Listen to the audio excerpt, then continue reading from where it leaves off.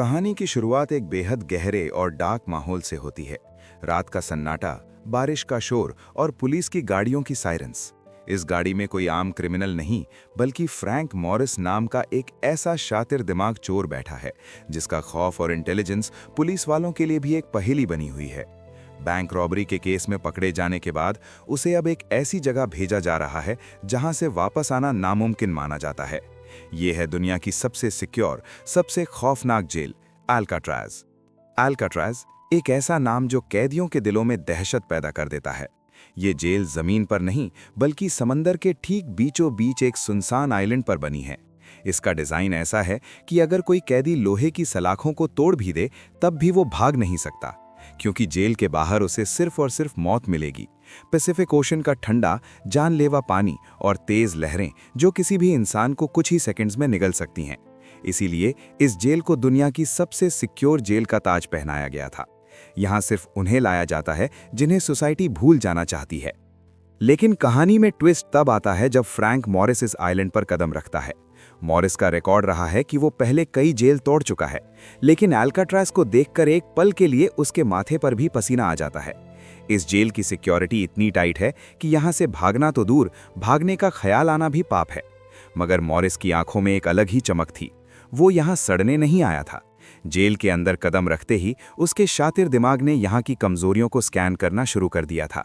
उसे पूरी चेकिंग के बाद एक नन्हा सा कपड़ा पहनाकर सलाखों के पीछे वेलकम टू अल्काट्राज बोलकर बंद कर दिया जाता है, और यहाँ से शुरू होता है वो खेल जो इतिहास बदलने वाला था। सुबह के ठीक वक्त पर एक तेज बेल बजती है, ट्रिंग। इस आवाज के साथ ही सभी सेल्स के दरवाजे किसी मशीन की तरह ऑटोमेटिकली खुल जाते हैं। यहाँ का डिसिप्लिन इतना सख्त है कि अगर आपने एक सेकंड की भी देरी की तो आपकी खैर नहीं। सभी कैदी रोबोट की तरह एक लाइन में चलते हुए डाइनिंग हॉल की तरफ बढ़ते हैं। नाश्ते की टेबल पर मॉरिस की मुलाकात लिटमस नाम के एक पुराने कैदी से होती है। मॉरिस जब मासूमियत से पूछता है, भाई मुझे कांटा नहीं मिला, मैं नूडल्स कैसे खाऊंगा, तो लिटमस हंसते हुए उसे रियलिटी चेक देता है। ए नए परिंदे, ये तेरा घर नहीं है। यहाँ जो मिलता है जैसे मिलता है चुपचाप खा ले, वरना भूखा मरना पड़ेगा। इसी बीच कहानी में एक विलेन की एंट्री होती है, वुल्फ। ये जेल का सबसे वहशी दरिंदा है। वुल्फ मॉरिस को घूरता है और उसे चिढ़ाने लगता है। वुल्फ ऐसा कैरेक्टर है जिससे जेल का हर कैदी डरता है, क्योंकि वो जबरदस्ती लोगों पर अपनी हुकूमत चलाता है और सेक्सुअल अब्यूज करता है। लेकिन मॉरिस डरता नहीं, बस शांति से ऑब्जर्व करता है। थोड़ी देर बाद मॉरिस देखता है कि लिटमस अपना खाना खुद नहीं खा रहा, बल्कि चुपके से टेबल के नीचे अपने पालतू चूहे को खिला रहा है। इस छोटी सी बात से मॉरिस समझ जाता है कि इस नरक में भी लोगों ने जीने का कोई ना कोई बहाना ढूंढ लिया है। रात के अंधेरे में मॉरिस को जेल के सुप्रीम अथॉरिटी वार्डन के ऑफिस में पेश किया जाता है। वार्डन एक बेहद घमंडी और क्रूर इंसान है। वो मॉरिस को नीचा दिखाते हुए कहता है, सुनो मॉरिस, मैं जानता हूं तुम्हारा आईक्यू बहुत तेज है, तुम जीनियस हो, लेकिन याद रखना अल्काट्राज ने बड़े बड़े जीनियसेस की कब्र खोद दी है। यहाँ से आज तक कोई जिंदा वापस नहीं गया। वार्डन कहता है, यहाँ के रूल्स भगवान की लकीर हैं, भागने का सपना भी देखा तो तुम्हारे जिस्म के टुकड़े मिलेंगे। मॉरिस, जिसके दिमाग में पहले ही प्लान चल रहा था, वो झुककर कहता है, जी सर, आपके रहते कौन भाग सकता है। ये सेंटेंस मॉरिस ने सिर्फ वार्डन के ईगो को सैटिस्फाई करने के लिए बोला था। इसी बातचीत के दौरान मॉरिस की बाज जैसी नज़र टेबल पर रखे एक मामूली से नेल कटर पर पड़ती है। वार्डन अपनी बातों में मग्न था और मॉरिस ने बिजली की तेजी से वो नेल कटर उठा लिया। सोचिए, एक इतनी बड़ी हाई सिक्योरिटी जेल तोड़ने की शुरुआत एक छोटे से नेल कटर से होने वाली थी। सेल में वापस आकर मॉरिस उसे अपनी बाइबल में ऐसे छिपा देता है जैसे वो कोई खजाना हो। उसे पता था कि ये लोहे का छोटा सा टुकड़ा उसकी किस्मत की चाबी बन सकता है। अगले दिन शावर एरिया में वुल्फ फिर से मॉरिस को तंग करने आता है। उसे लगा मॉरिस भी बाकी कैदियों की तरह डर जाएगा, लेकिन मॉरिस ने वहां जो किया उसने सबको हैरान कर दिया। मॉरिस ने एकदम से पलटवार किया और वुल्फ को पकड़कर उसकी जमकर धुलाई कर दी। ये लड़ाई सिर्फ लड़ाई नहीं थी, ये एक स्टेटमेंट था पूरी जेल के लिए कि फ्रैंक मॉरिस से पंगा मत लेना। वुल्फ बुरी तरह जख्मी हुआ और मॉरिस का खौफ कैदियों के दिलों में बैठ गया। इस इंसिडेंट के बाद मॉरिस की ड्यूटी लाइब्रेरी में लगाई जाती है। वहां उसे मिलता है इंग्लिश, जेल का सबसे रिस्पेक्टेड ब्लैक प्रिजनर। इंग्लिश यहाँ का गॉडफादर जैसा था। वो जेल के चप्पे चप्पे और हर सियासत को जानता था। जब मॉरिस इंग्लिश से दोस्ती करता है और धीरे से पूछता है, क्या आप यहाँ से भागने में मेरी मदद करेंगे, तो इंग्लिश हंस पड़ता है। उसकी हंसी में दर्द था। वो कहता है, बच्चा, ये जेल नहीं, ये एक जिंदा कब्र है। यहाँ से निकलने के लिए तुम्हें मरना पड़ेगा। दीवारें तो तोड़ लोगे, गार्ड्स को भी चकमा दे दोगे, लेकिन उस समंदर को कैसे हराओगे? वो पानी तुम्हें निचोड़कर मार डालेगा। इसी बीच हमें मिलवाया जाता है डॉग से, एक बेहद शरीफ और सेंसिटिव आर्टिस्ट। डॉग इस नरक में रहकर भी पागल नहीं हुआ, क्योंकि वो पेंटिंग करता था। उसकी पेंटिंग्स में एक सुकून था। जब मॉरिस उससे पेंटिंग्स के बारे में पूछता है तो डॉग मुस्कुराता है और कहता है, ये कलर्स ही मेरी आज़ादी है मॉरिस। जब मैं पेंट करता हूं तो मैं इस जेल में नहीं होता। डॉग की शर्ट पर लगा वो फूल उसकी पेंटिंग की निशानी थी। ये फूल आगे चलकर कहानी का सबसे बड़ा सिंबल बनने वाला था। लेकिन जेल में दुश्मन कम नहीं थे। वुल्फ अभी हारा नहीं था। एक दिन वो अचानक मॉरिस पर चाकू से हमला कर देता है। मॉरिस बचाव करता है, पर हालात बिगड़ जाते हैं। गार्ड्स आते हैं और इन दोनों को घसीटते हुए डी ब्लॉक ले जाते हैं। डी ब्लॉक, अल्काट्राज़ को नरक। यहाँ रोशनी की एक किरण भी नहीं आती। मॉरिस को इस अंधेरे कमरे में नंगा करके फेंक दिया जाता है। कई दिनों तक बिना कपड़ों के ठंडे फर्श पर घुप अंधेरे में रहना किसी भी इंसान का दिमाग तोड़ने के लिए काफ़ी था। वुल्फ बगल वाले सेल से चिल्लाता है, मैं तुझे जिंदा नहीं छोड़ूंगा मॉरिस। लेकिन मॉरिस का दिमाग तो बस भागने की प्लानिंग में लगा था। ये टॉर्चर उसे तोड़ने की बजाय और मजबूत बना रहा था। कई हफ्तों के टॉर्चर के बाद जब मॉरिस वापस आता है तो उसका स्वागत एक अनोखे तरीके से होता है। लिटमस का पालतू चूहा उसके पैरों के पास आता है, जिसके गले में एक चिट्ठी थी, वेलकम बैक। दोस्तों का ये प्यार मॉरिस को हिम्मत देता है। तभी उसकी मुलाकात होती है नए कैदी चार्ली से। चार्ली एक यंग लड़का है जो गलत संगत में पड़कर यहाँ आ गया था। मॉरिस उसे अपना छोटा भाई मानने लगता है। लेकिन कहानी में दर्दनाक मोड़ तब आता है जब वार्डन का कहर डॉग पर टूट पड़ता है। वार्डन को पता नहीं क्या सनक चाहती है, वो डॉग की सारी पेंटिंग्स, उसकी सालों की मेहनत को डिस्ट्रॉय करवा देता है। डॉग गिड़गिड़ाता है, रोता है, लेकिन वार्डन के चेहरे पर एक शैतानी मुस्कान होती है। अपनी कला यानी आर्ट के छिन जाने का सदमा डॉग बर्दाश्त नहीं कर पाता। जो उंगलियां पेंट ब्रश पकड़ती थीं, अब वो उन्हें बेकार मानता है। कारपेंट्री वर्कशॉप में डॉग एक कुल्हाड़ी उठाता है और सबके सामने खच अपनी ही उंगलियां काट लेता है। खून का फव्वारा छूट पड़ता है। वो चिल्लाता है, अब मुझे इनकी जरूरत नहीं। मॉरिस जब ये देखता है तो उसका खून खौल उठता है। उसे डॉग की जेब में वही पेंट किया हुआ फूल मिलता है।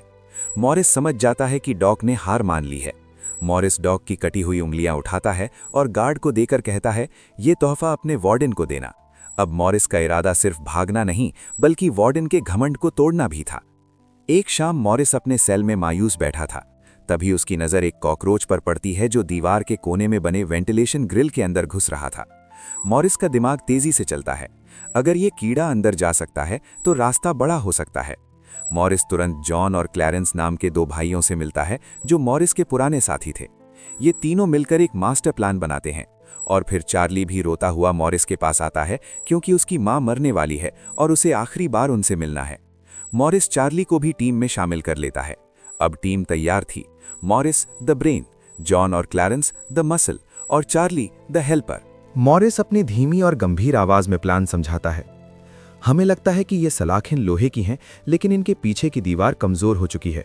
मैंने नोटिस किया है समंदर की नमी, सॉल्ट एयर ने कंक्रीट को गला दिया है। अगर हम उसे कुरेदे तो वो भुर-भुराकर गिर जाएगा।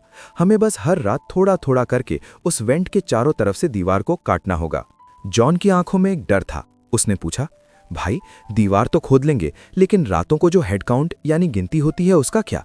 अगर गार्ड ने टॉर्च मारी और देखा कि बिस्तर खाली है तो सायरन बज जाएगा। इस पर क्लैरेंस ने एक ऐसा आइडिया दिया जो किसी पागलपन से कम नहीं था। हम गार्ड्स को वो दिखाएंगे जो वो देखना चाहते हैं, इंसान। हम नकली सिर बनाएंगे। जरा सोचिए, एक जेल के अंदर जहां एक सुई भी नहीं मिल सकती, वहां ये लोग इंसानी सिर बनाने की बात कर रहे थे। प्लान का तीसरा और सबसे खतरनाक हिस्सा था पानी। मॉरिस ने कहा, यहाँ का पानी -10 डिग्री ठंडा है, तैरना नामुमकिन है। हम रेन कोट्स चुराएंगे, उनसे हम एक राफ्ट और लाइफ जैकेट्स बनाएंगे। ये एक सुसाइड मिशन जैसा लग रहा था, लेकिन उनकी आंखों में अब वापसी का कोई रास्ता नहीं था। अब सबसे बड़ी चुनौती थी औजार। हाथों से दीवार नहीं खोदी जा सकती थी, उन्हें मेटल चाहिए था। अगले दिन डाइनिंग हॉल में मॉरिस ने एक जबरदस्त नाटक किया। उसने चुपके से अपने चम्मच को बूट से रगड़कर गंदा कर दिया। फिर बड़े भोलेपन से गार्ड को दिखाया, सर इसमें तो गंदगी लगी है, क्या बदल सकता हूं? गार्ड ने बिना देखे कह दिया, जाओ दूसरा ले लो। यहां मॉरिस नहीं, उसका शातिर दिमाग चल रहा था। जैसे ही वो बाल्टी के पास पहुंचा, उसने एक नहीं 2 चम्मच उठाए, एक हाथ में रखा दिखाने के लिए और दूसरा पलक झपकते ही अपनी आस्तीन में सरका दिया। जॉन ने उसी वक्त दूसरे गार्ड को बातों में उलझा लिया। सर, आज का सूप तो पानी जैसा लग रहा है। इधर गार्ड का ध्यान भटका, उधर मॉरिस ने चम्मच जेब में डाला। दुनिया की सबसे सुरक्षित जेल की सुरक्षा एक मामूली चम्मच से टूटने वाली थी। रात के सन्नाटे में जब बाकी दुनिया सो रही थी, मॉरिस अपनी लैब में काम कर रहा था।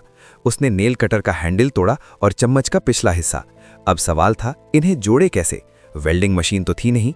मॉरिस ने यहां साइंस का इस्तेमाल किया। उसने माचिस की तीलियों से बारूद यानी सल्फर खुरच कर जमा किया और एक 10 सेंट के सिक्के से सिल्वर घिसा। उसने दोनों धातुओं के बीच वो बारूद और सिल्वर डस्ट रखी और फिर आग लगा दी। फ्ज़! एक हल्की सी नीली लपट उठी। वो गर्मी इतनी तेज थी कि उसने चम्मच को नेल कटर से सोल्डर कर दिया। एक बेजान चम्मच अब एक घातक ड्रिल यानी चिजलिंग टूल बन चुका था। इंग्लिश जब किताब देने आया तो उसने मॉरिस के हाथ में वो औजार देखा। उसकी आंखों में एक अनकहा सम्मान था। ये लड़का मानने वाला नहीं है। अब शुरू हुआ ऑपरेशन डिगिंग। हर रात लाइट्स ऑफ होते ही खुरखुर की धीमी आवाजें शुरू हो जाती। मॉरिस कोहनी तक वेंट के अंदर घुसकर कंक्रीट खुरचता। धूल उसकी आंखों में गिरती। सांस लेना मुश्किल होता, लेकिन वो रुकता नहीं। बाहर चार्ली पहरा दे रहा था। उसका काम था गार्ड आए तो सीटी बजाना। लेकिन एक रात थकान चार्ली पर हावी हो गई। पहरा देते देते उसकी आंख लग गई। उसे पता ही नहीं चला कि कब एक खूंखार गार्ड वुल्फ से भी ज्यादा सख्त राउंड पर आ गया। गार्ड के बूट्स की आवाज ठक ठक ठक मॉरिस के सेल के करीब आ रही थी। मॉरिस वेंट के अंदर था, उसे बाहर का कुछ नहीं दिख रहा था। तभी ऊपर के फ्लोर से इंग्लिश ने जानबूझकर जोर से खांसा। खो खो। उस आवाज ने चार्ली को झटका देकर जगा दिया। उसने हड़बड़ाकर अपना टिन का कप गिरा दिया। क्लैंग! ये मॉरिस के लिए कोड रेड था। वो बिजली की रफ्तार से वेंट से बाहर निकला, कार्डबोर्ड लगाया और कंबल ओढ़कर ऐसे लेट गया जैसे मुर्दा हो। गार्ड ठीक सलाखों के बाहर रुका। उसने हवा में सूंघा। उसे कंक्रीट की धूल और पसीने की गंध आ रही थी। उसने कड़क आवाज में पूछा, यहां कुछ जलने की बदबू आ रही है? मॉरिस का दिल हथौड़े की तरह सीने में बज रहा था, लेकिन उसने करवट बदले बिना नींद में भरी भारी आवाज में कहा, सर, एल्काट्रास की हवा ही ऐसी है, या शायद कोई सपना देख रहा होगा। उसकी शांत आवाज ने गार्ड को कंफ्यूज कर दिया।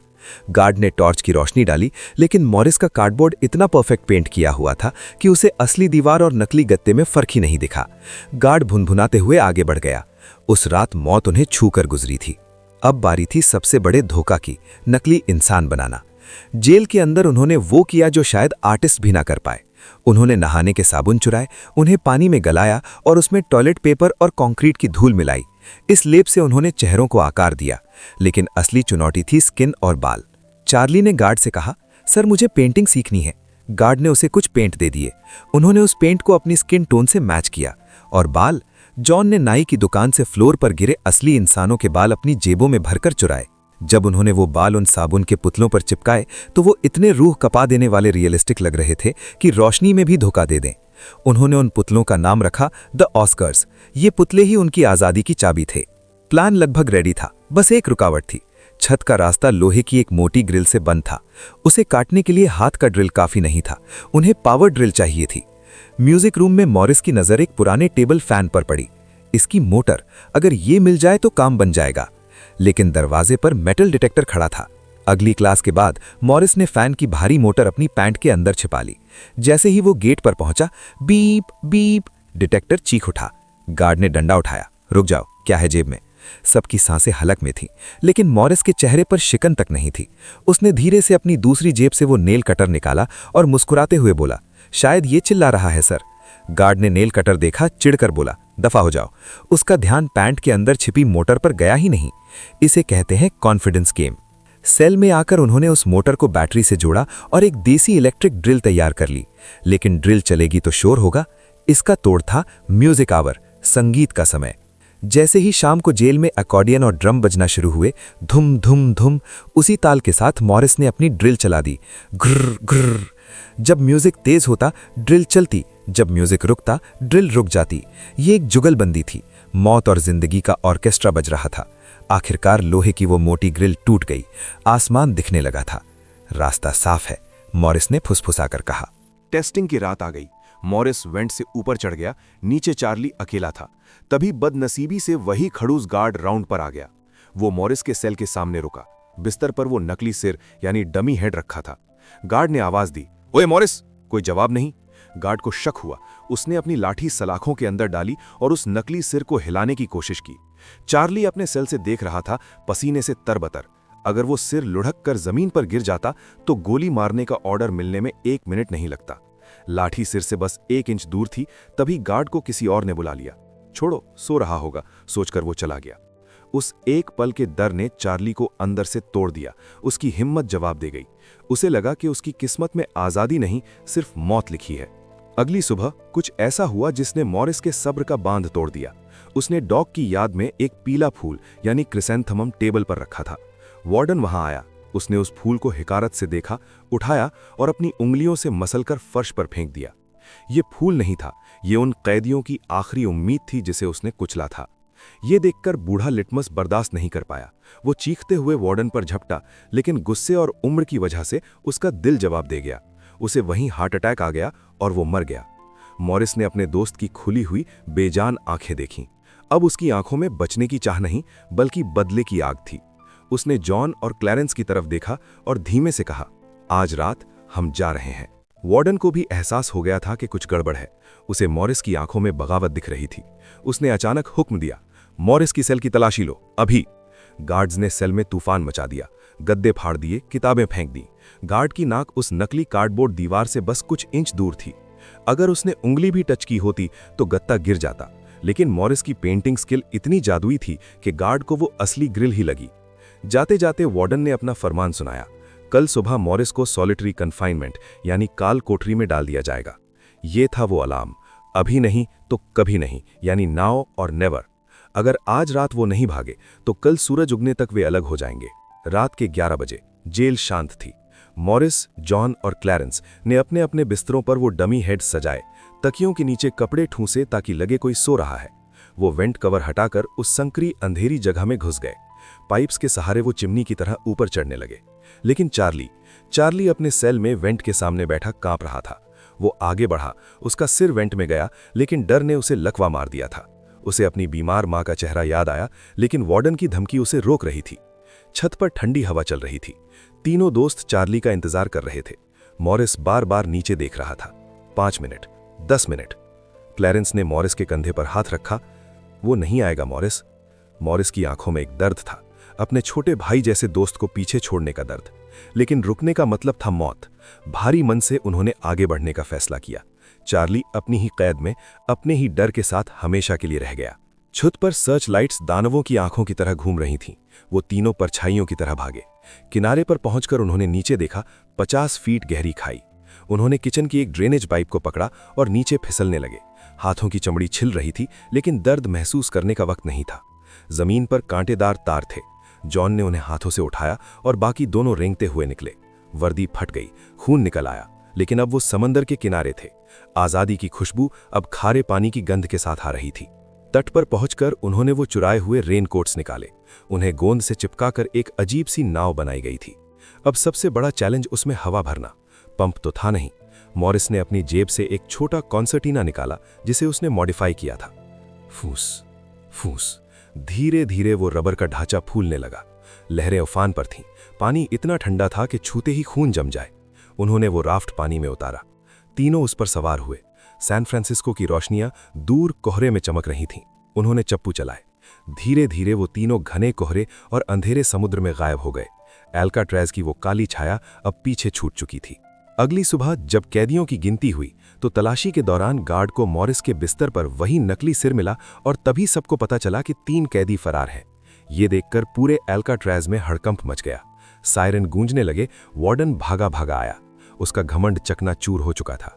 पुलिस, हेलीकॉप्टर्स, कोस्ट गार्ड्स सबने पूरा पैसिफिक ओशन छान मारा, लेकिन किनारे पर वार्डन को एक चीज मिली। एक चट्टान पर रखा हुआ वही पीला फूल यानी क्रिसेंथेमम, वही फूल जिसे वार्डन ने कुचला था। ये मॉरिस का आखिरी तमाचा था वार्डन के गाल पर। उसका मैसेज साफ था, तुमने हमें तोड़ने की कोशिश की पर हम आजाद हो गए। FBI ने सालों जांच की। उन्होंने फाइल बंद कर दी ये कहकर कि वे डूब कर मर गए, लेकिन सच ये है कि आज तक, जी हां, आज तक उनकी लाशें कभी नहीं मिली। कई रिपोर्ट्स मानती हैं कि वे ब्राजील भाग गए और बुढ़ापे तक जिंदा रहे। इस घटना के ठीक 1 साल बाद एल्काट्रैज जेल को हमेशा के लिए बंद कर दिया गया। फ्रैंक मॉरिस और एंगलिन ब्रदर्स ने साबित कर दिया कि दुनिया की कोई भी दीवार इतनी ऊंची नहीं होती कि इंसान के हौसले को कैद कर सके। दोस्तों, ये थी वो सच्ची कहानी जिसने दुनिया हिला दी थी। क्या आपको लगता है वो जिंदा बच गए थे? कमेंट में जरूर बताएं। ऐसी ही रोंगटे खड़े कर देने वाली कहानियों के लिए सब्सक्राइब करें। जय हिंद।